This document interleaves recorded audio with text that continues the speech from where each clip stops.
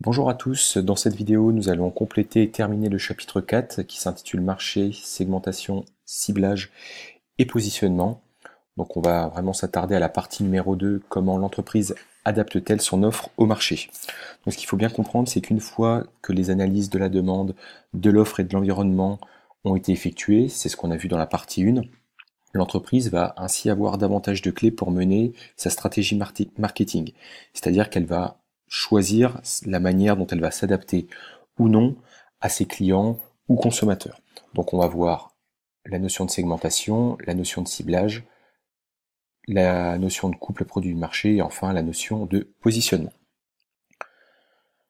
Alors premièrement, la segmentation. Alors il existe des milliers, voire des millions de consommateurs sur un marché qui peuvent être tous différents les uns des autres, de par leurs habitudes, leurs goûts, leurs exigences. On l'a vu également par leurs caractéristiques, c'est-à-dire par exemple l'âge et le sexe. Donc du coup, l'entreprise, ce qu'elle va faire, c'est qu'elle va découper ce marché en groupes de clients homogènes quant à leurs attentes ou à leurs caractéristiques, afin de mener des actions spécifiques auprès du ou des segments qui vont être visés. L'intérêt principal, c'est de mieux satisfaire la demande par une offre adaptée à ces segments. Donc on va surtout en voir deux de critères de segmentation. Le premier, c'est les critères généraux des individus. Donc il va y avoir notamment le critère démographique, donc on va pouvoir segmenter par rapport au sexe, c'est-à-dire différencier l'homme-femme par exemple. Il va y avoir le critère géographique, donc par exemple on va pouvoir segmenter par rapport au fait que des personnes vivent soit en ville, soit à la campagne, également vivent dans une ville de plus de 300 000 habitants, moins de 300 000 habitants. Critères socio-économiques, donc là, le plus évident, ce sont les revenus, c'est-à-dire qu'on va segmenter selon le niveau de revenu des individus, ceux qui gagnent plus, par exemple, de 30 000 euros par an, et ceux qui gagnent moins. Deuxième type de critères, ce sont ceux qui sont liés au type de produit ou besoin. Donc le premier, ce sont les critères comportementaux. Donc par exemple, lorsque Nintendo a sorti sa Nintendo Wii, ils ont voulu vraiment s'attaquer et surtout à convaincre ceux qui ne jouaient pas aux jeux vidéo, c'est-à-dire les personnes plus âgées et les femmes de façon générale. Donc ça, c'est lié vraiment au critère comportemental, c'est-à-dire au fait d'utiliser, au fait d'être fidèle à une marque ou à un produit. Les critères de personnalité, donc là ça va être surtout lié au style de vie, par exemple segmenté selon le fait qu'on appartienne par exemple à un groupe de motards, de bikers ou non.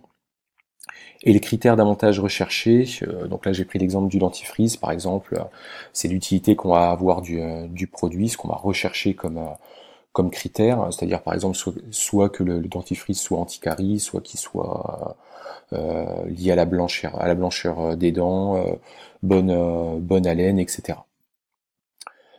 Alors la segmentation, pour qu'elle réussisse, il y a 4 critères. Le premier, c'est qu'il soit pertinent, c'est-à-dire qu'il va falloir choisir des critères qui soient logiques. Par exemple, si on reprend l'exemple du dentifrice, ça va servir à rien de segmenter la population par rapport à leur taille, c'est-à-dire par exemple, prendre des personnes qui font moins d'1,70 m, d'autres qui font plus d'1,70 m.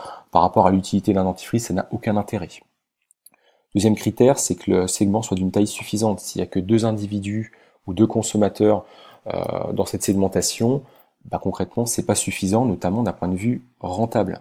Pour que le segment il soit utilisable, il faut que vous puissiez sortir suffisamment de bénéfices, de profits.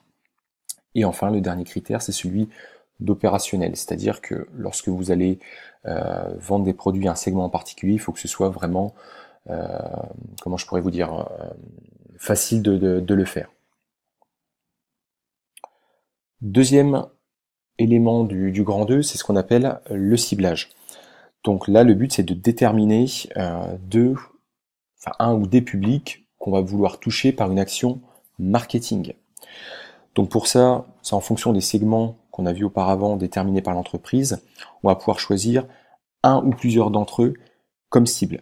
Donc on va soit faire du marketing qu'on appelle concentré, c'est-à-dire que là on est uniquement sur un segment, par exemple Ferrari qui s'attaque uniquement au segment des hauts revenus. Deuxièmement, il y a le marketing différencié, donc là on est présent sur tous les segments et on va proposer une offre adaptée. par exemple Coca-Cola, hein, qui a différentes gammes, notamment la gamme Coca classique, la gamme sans sucre, qui va pourquoi pas être adaptée aux gens qui ont du diabète. Dernièrement, il y a le marketing indifférencié, où là on est présent sur tous les segments, mais on propose une offre identique à tous. Par exemple, lorsque les grandes marques vendent de la lessive, ils font une offre pour l'intégralité des segments et pas un ou quelques-uns en particulier.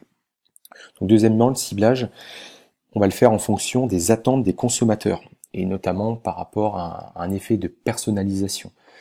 Donc premièrement, il y a le marketing one-to-one, donc là on va proposer vraiment une offre personnalisée par individu. Donc aux États-Unis, par exemple, il y avait une entreprise qui proposait des prix différents à chacun des individus, chacun de ses consommateurs.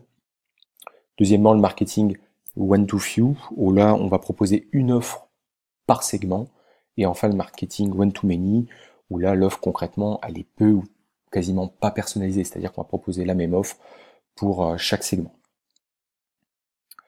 Donc le coût produit marché, donc c'est la combinaison entre ce qu'on vient de voir, c'est-à-dire entre plusieurs produits et un ou plusieurs segments de marché. Donc il faut se poser la question suivante, qu'est-ce que je veux vendre et surtout à qui? Donc on peut utiliser par exemple ce type de tableau où vous avez d'un côté donc à qui est-ce qu'on veut vendre, donc le marché géographique par exemple, et sur l'autre axe on va voir ce que je veux vendre, donc le type de produit. Donc par exemple, est-ce que le modèle de base que l'on vend, est-ce qu'on va le vendre à gérer tous les lieux géographiques, Amérique du Nord, Europe, Afrique, Asie, Amérique latine, ou est-ce qu'on va, par exemple, se focaliser uniquement sur l'Amérique du Nord et l'Amérique latine. Et enfin, le positionnement. Donc c'est un choix stratégique de l'entreprise qui cherche à donner à son offre une position crédible, attractive et surtout différente sur son marché, dans l'esprit des consommateurs. Donc là, il faut faire attention à quelque chose, c'est qu'il faut distinguer le positionnement voulu, c'est-à-dire la manière dont l'entreprise souhaite que son produit soit perçu par les consommateurs, et le positionnement perçu. Donc ça, c'est la manière dont les consommateurs vont percevoir le produit de l'entreprise. Il faut impérativement que ces deux positionnements, donc voulu et perçu, soient identiques. Sinon, il va y avoir un gros problème en termes d'identification pour les consommateurs. Par exemple, l'entreprise veut faire du haut de gamme. Si les consommateurs, eux, perçoivent que ce n'est pas du haut de gamme, mais vraiment du low cost, et bien concrètement, ça ne va pas fonctionner et l'entreprise, elle ne va pas réussir à se démarquer de ses concurrents. Donc ce qu'on peut utiliser comme outil pour réussir, j'irai à positionner, à visualiser le positionnement d'une entreprise par rapport à ses concurrents, c'est créer ce qu'on appelle un mapping ou une carte de positionnement. Donc, il y a deux axes. Donc, par exemple, ici, on va étudier le marché des boissons minérales, des eaux minérales. Donc, il y a deux axes. Donc, en ordonnée, vous avez le prix et en abscisse, vous avez le bien-être. Ce qu'on peut voir, c'est qu'Evian a un positionnement haut de gamme avec un prix assez élevé, mais un maximum de bien-être. À l'opposé, on va voir la marque Saint-Amand, où le prix est bas, mais par contre, le bien-être, il est beaucoup moins important. Donc le chapitre numéro 4 est terminé, donc c'est un chapitre qui est relativement long, où il y a énormément de notions, de calculs. Donc je vous conseille de revoir plusieurs fois les vidéos et de faire les exercices que je vous proposerai en classe. Merci à tous, c'est mon travail.